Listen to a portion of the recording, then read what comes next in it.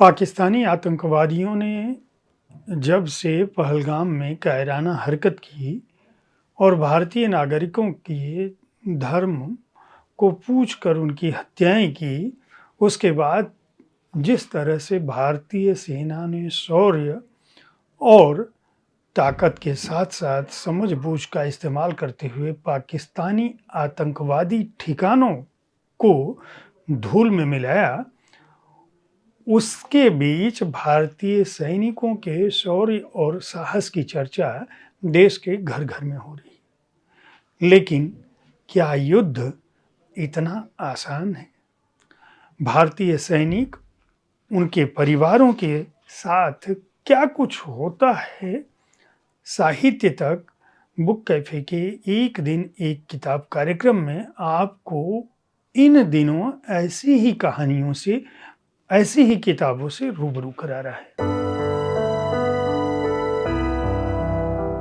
नमस्कार, आप देख रहे हैं साहित्य तक के बुक कैफे का एक दिन एक किताब कार्यक्रम। मैं हूं जयप्रकाश पांडे और आज जिस पुस्तक के साथ मैं उपस्थित हूं उसका नाम है 1971 युद्ध में गोरखाओं की साहसिक कहानियां। यह पुस्तक अंग्रेजी में 1971 charge of the Gorkhas and other stories का हिंदी अनुवाद है। लेखिका है इसकी रचना बिष्ट रावत। रचना बिष्ट रावत ने कुल 12 कहानियां ली। उन फौजियों की, उन जंग में शामिल सिपाहियों की जो अपने जीवन के उत्तरार्ध में, लेकिन जब वे जंग लड़ रहे थे तो उनके साथ क्या कुछ गुजरा, ये कहानियां उसी की झलक देती हैं। इनमें दिल दहलाने वाली कहानियां हैं, जिसमें 4/5 जीआरपी के गोरखा सैनिक, जिसने अपने हाथों में सिर्फ खुकरी लेकर भारी सुरक्षा वाली दुश्मन की चौकी पर हमला कर दिया था। वह कहानी भी है जो पाकिस्तान के एक युवा पायलट जब अपने उस सीमा पर, पाकिस्तानी सीमा के अंदर जब जलते हुए विमान से बाहर निकला तो अपनी पहचान को छुपाने के लिए किस तरह से उसने अपनी पहचान बदली, फिर भी पकड़ा गया।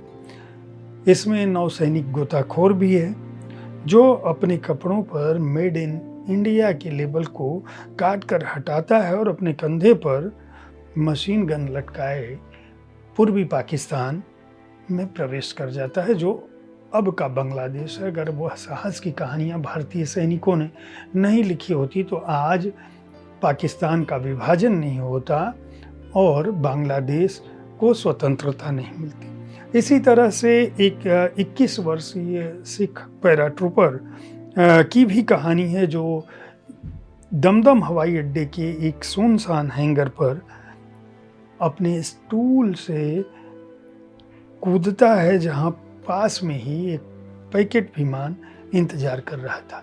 दरअसल 1971 की यह लड़ाइयाँ जो भारत पाकिस्तान युद्ध में थल सेना, नौसेना और वायुसेना के वीरों की कहानियों को बताती हैं, उन कहानियों को जिनकी कुर्बानियों से, जिनकी जंग से एक इतिहास रचा गया। दरअसल युद्ध होता क्या है, और युद्ध केवल हथियारों से नहीं लड़ा जाता।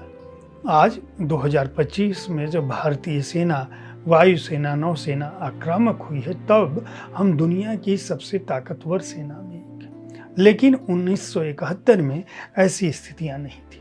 मैं जंगी कैदी की कहानी, जो इस पुस्तक की कुल 12 कहानियों में शामिल है, उसकी कहानी की बात करूं तो 5 दिसंबर 1971 को 8:04 220 स्क्वाड्रन डेजर्ट टाइगर्स के 2 जाबाज लड़ाके पायलट जो है वह जमीन पर हमला करने के मिशन पर हैं। स्क्वाड्रन लीडर के बख्शी, जिनका पुकारने वाला नाम जो है, और फ्लाइट लेफ्टिनेंट जवाहरलाल भार्गव, इनका पुकारा जाने वाला नाम ब्रदर है।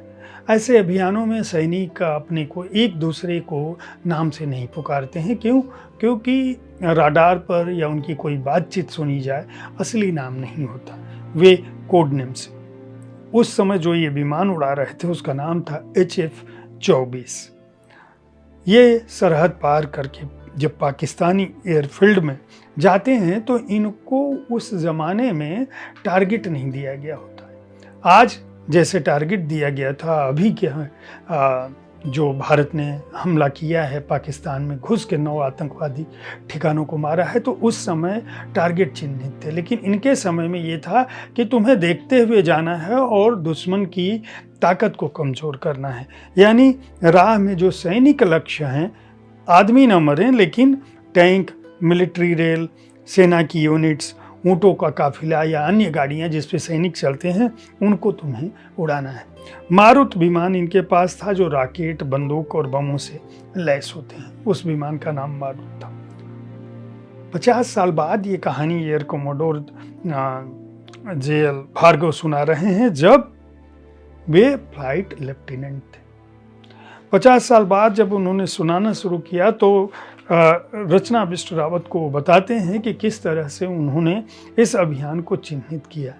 इन्हें कहा गया था नयाचोर एक जगह है, वहाँ पे जाओ और वहाँ पे ठिकानों को मारो, रास्ते में जो चीज़ें मिले मारते चले जाना। लेकिन जब ये वहाँ गए हैं और जब नीचे झपटते हैं और हमला करते हैं, वहाँ इनको नयाचोर में कुछ भी नहीं मिलता है। वापसी के समय में इनको कुछ चीज़ें दिखाई पड़ती हैं जहाँ ये गोलीबारी करते हैं, और उस समय जो विमान था वो नीचे उतर के वहाँ पे गोलाबारी करना और फिर ऊपर उड़ान भरना है।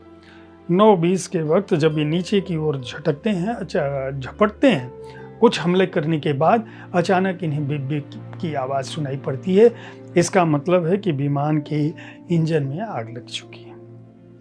ये कॉकपिट में धुआं घुसने लगता है, चेतावनी बजने लगती है।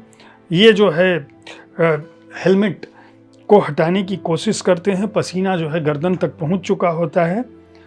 तब तक पता चलता है कि मारुत का जो हाइड्रोलिक है वह नष्ट हो चुका है और विमान नीचे की ओर झुकने लगता है। ये दूसरे मिशन को बीच में रोकते हैं और वापस मुड़ने की तैयारी करते हैं। नीचे निर्जन है, अनंत रेगिस्तान है।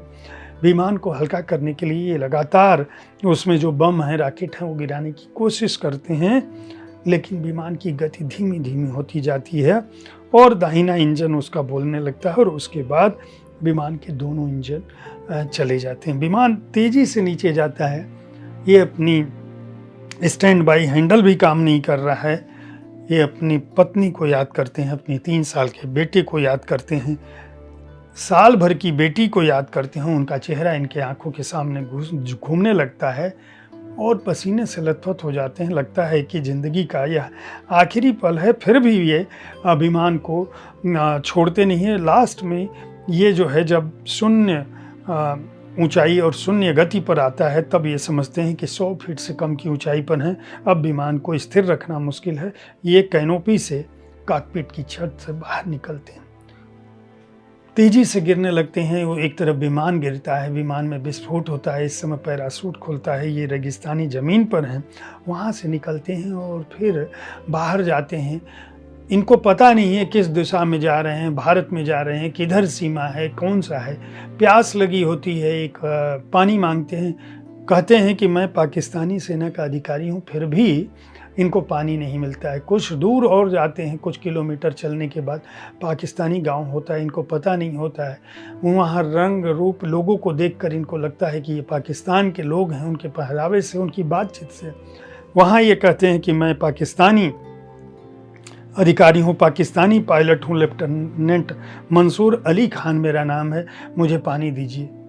वहाँ के लोगों को शक होता है। कुछ समय बाद रेंजर आते हैं, वो इनको पकड़ते हैं। उन रेंजर से भी वही बात कहते हैं। पता चलता है कि ये भारतीय सीमा से 12 किलोमीटर दूर पाकिस्तान के अंदर है और पानी तो दूर। गांव वाले इनके अच्छे व्यवहार से इनको खिलाने पिलाने की कोशिश करते हैं, लेकिन रेंजर आते हैं और उनसे वही बात कही जाती है जो पहलगाम के आतंकवादियों ने भारतीय पर्यटकों से अपने ही देश में, हमारे देश में कही थी। ये तो उस समय पाकिस्तान में थे। भार्गव से कहा जाता है, लेफ्टिनेंट भार्गव से, कि आप कलमा पढ़िए। अगर तुम मुसलमान हो, मंसूर अली खान नाम है, तो कलमा पढ़िए। कलमा इनको आता नहीं था, इन्होंने कलम सुना था, कलमा नहीं। ये बहुत कोशिश करते हैं, लेकिन अंततः इनको रेंजर समझ जाते हैं और जब इनको पता चलता है, रेंजर कहते हैं हम गोली मार देंगे, सही पहचान बताओ, तब इन्हें बताते हैं। रास्ते में अपने कपड़े उतार चुके होते हैं, इसलिए उनको पता नहीं चल रहा होता है कि ये वाकई कौन है, क्योंकि ये पैंट शर्ट पहने होते हैं। बाद में ये जेल चले जाते हैं, लगभग साल भर तक युद्धबंदी के रूप में रहते हैं। वहाँ दूसरे भी जो कैदी होते हैं, जो भारत के होते हैं, जो बड़े अधिकारी होते हैं, स्क्वाड्रन लीडर भी उसमें हैं, फ्लाइंग अफसर भी हैं, विंग कमांडर भी हैं, ग्रुप कैप्टन भी हैं। इन सारे लोगों के साथ एक वक्त बीतता है।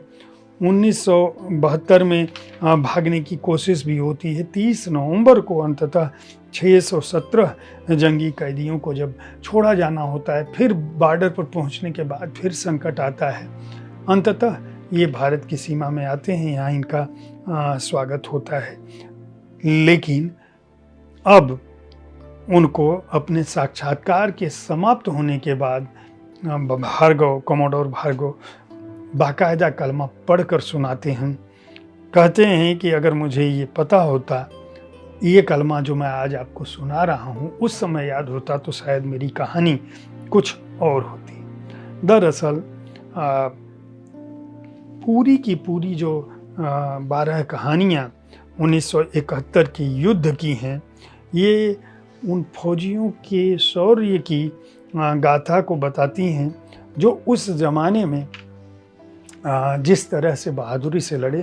भारतीय सेना की बहादुरी आज भी कायम है। इनमें बाकायदा उस युद्ध में 93,000 पाकिस्तानी फौजियों ने आत्मसमर्पण किया था। भारतीय सेना की शौर्य और साहस को सलाम। जिस शिमला समझौते को रद्द करने की चेतावनी पाकिस्तान ने दी थी, अभी कायराना चेतावनी, उसको यह याद होना चाहिए कि उस युद्ध में उनका भूगोल बदल गया था। भारतीय सेना जय हिंद, जय हिंद की सेना का यह कार्यक्रम जो है लगातार तब तक चलता रहेगा जब तक कि ऑपरेशन सिंदूर या इस तरह के दूसरे अभियानों से भारतीय सेना शौर्य के साथ दुश्मनों को उस कायराना हमले का जवाब देती रहेगी जो उन्होंने भारत भूमि पर आकर निर्दोष नागरिकों के साथ किया। उम्मीद है साहित्य तक का यह कार्यक्रम आपको पसंद आया होगा। इस पुस्तक को प्रभात प्रकाशन ने प्रकाशित किया है। रचना बिष्ट रावत ने बहुत ही अनूठे ढंग से इस बात को लिखा है। वो द ब्रेव और कारगिल बेस्ट जैसी पुस्तकों, बेस्ट सेलर पुस्तकों की लेखिका रही हैं। अनुवाद इसका त्रिड़ा मुखर्जी ने किया है, जो लगातार जो है कई अच्छी पुस्तकों का अनुवाद कर चुकी हैं। 400 रुपये इस पुस्तक का मूल्य है। उम्मीद है साहित्य तक के बुक कैफे में ये भारतीय सेना और युद्धों पर आधारित यह कार्यक्रम आपको पसंद आ रहा होगा। कार्यक्रम के बारे में अपनी राय से अवगत कराना न भूलें। जहाँ भी सैनिक दिखें उनका सम्मान करें। धन्यवाद।